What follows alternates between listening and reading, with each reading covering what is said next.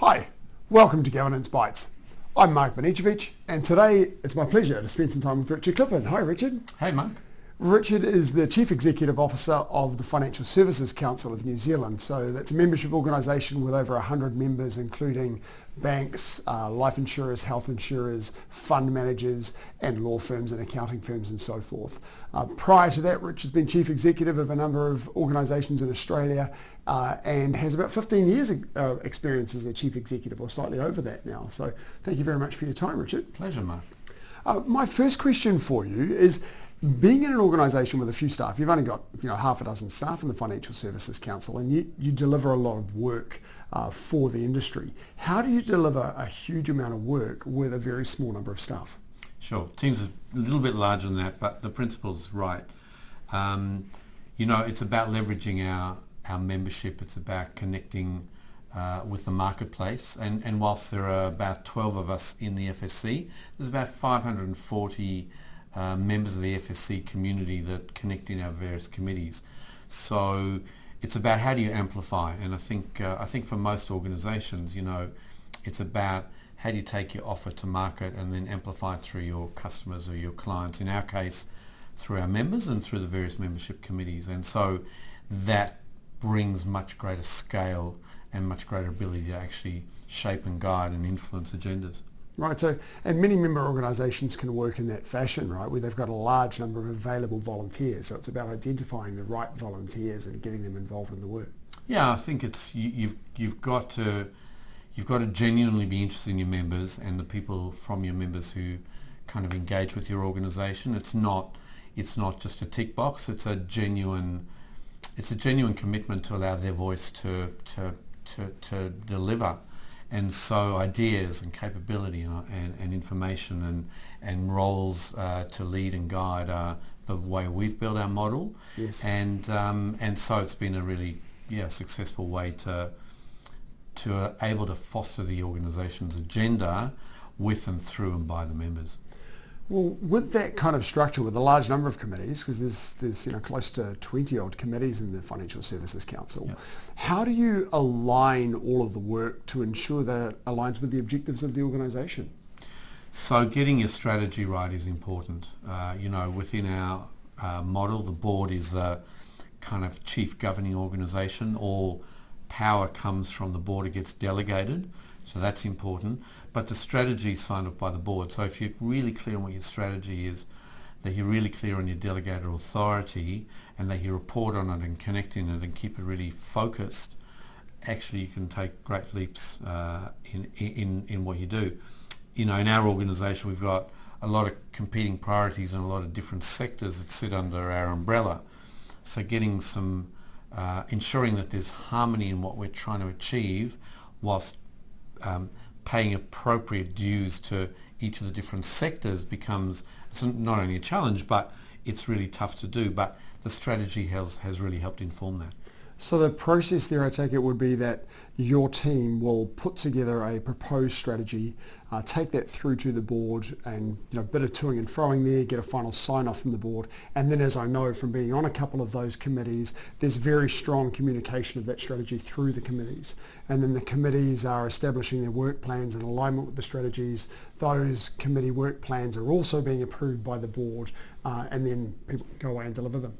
Yeah, that's right. But it's not just a top-down approach. So actually the FSC committee, the FSC team is responsible for developing the strategy, but we do it in conjunction with the board, but we actually do it in conjunction with the committee. So there's a lot of organic thinking that comes from the subject matter experts across the FSC community that feeds into the strategy, as well as the strategy coming kind of top-down. So the meeting of that means it's not top-down and imposed and very inflexible. It's very organic, it's very flexible, and it's very agile. And that means you can draw on the skills and experience of all of the people that are on those various committees, totally. right? Totally. Yeah, fantastic. Well, the Financial Services Council is a not-for-profit entity. Its members are largely, although not exclusively, profit-making bodies, a large number of corporates. How does governance differ between not-for-profits and for-profit entities? I think governance is a discipline, whether you're big, small, local, global, international, and it's the same, which is you've got to govern your organisation according to a bunch of clear rules and parameters and guidelines. How you implement it obviously differs if you're a large multinational entity versus if you're a small not-for-profit association. But the principles are the same. How you structure it becomes important. The FSC's always tried to govern really effectively because, of course, if you don't govern well, you really, really know. When everything's going smoothly and you're achieving all your objectives, you kind of know that there's enough parts of the organisation that are in sync. Mm-hmm. It's only when things go pear-shaped and sometimes seriously pear-shaped where you can then start to track and go, that was a failure of governance or that was a failure of strategy. And those are important lessons to learn. And certainly in my role, it's to make sure that we govern effectively and keep the connectivity between what we are trying to achieve at the board all the way through to what members actually want out of the organisation. And which is kind of raising the point that communication throughout the organisation is an essential element of good governance, right? Yeah, it's the glue, it's the oxygen, it's the oil. It connects it all together. And, you got to be open, you got to be transparent, and you got to always be on communicating because particularly in the not-for-profit space, people aren't here because they have to be here. People are here because they want to be here. Right. And so signing on to the purpose and the vision, the mandate comes through because we've got to be effective communicating. Okay, right, yes. Now you mentioned before about governance being fundamentally the same no matter size, geographic location. In your international experience, because I know you have quite a lot of international experience, are there significant differences in the governance that you've seen overseas from what you've seen in New Zealand? No. I think what's different is the context. Who do you point into? Who are your stakeholders? How much room do you have to move and breathe? So, governance is governance, almost irrespective of where you are. But the context of how you operate and where you operate changes. If you're a listed entity, scrutiny is really high. If you're a global player, you've got to be in lots of different jurisdictions. If you're a football club, not-for-profit body, your stakeholders expect, but perhaps the pressure isn't as intense. So, you've got to be able to kind of span those different contexts and mediums. Right. Okay. Thank you. To take a step higher, then, we've been talking about governance for a while. What is it? What is governance? What is the role of the board of directors? Yeah. So the role of the board of directors is basically to govern the business, whatever it is. So they appoint the CEO, they sign off the strategy. As I said earlier, all power and responsibility ultimately feeds up to the board. So the role of director is a really important one.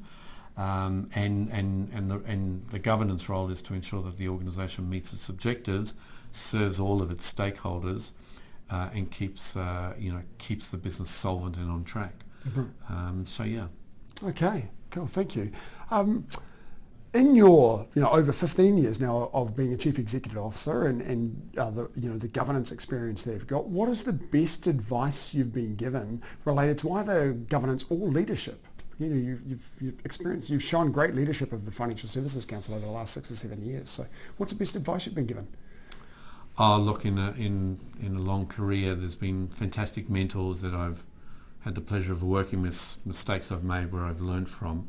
I think with the governance hat on is that, keeping things smooth and on track and delivering is really, really difficult, but you're only a heartbeat away from things going south.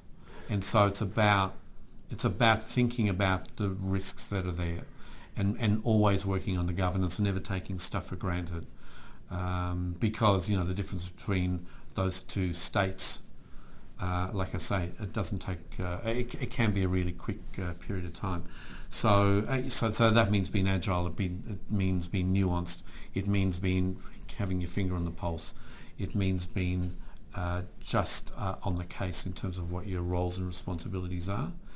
And from a leadership perspective, ultimately everything we do is with and about people. So grand strategies and grand plans and grand everything only happens when people are aligned, where people are in sync and where people are cared for. So, ultimately it's about the people, and I think that's the essence of leadership. Right, that's a very strong point. Thank you. And a final question for you then, having experienced that, and what is the best advice that you would give to somebody that's stepping into the shoes of a director? It's about all those things. It's about being prepared. It's about having a go. And all of us learn.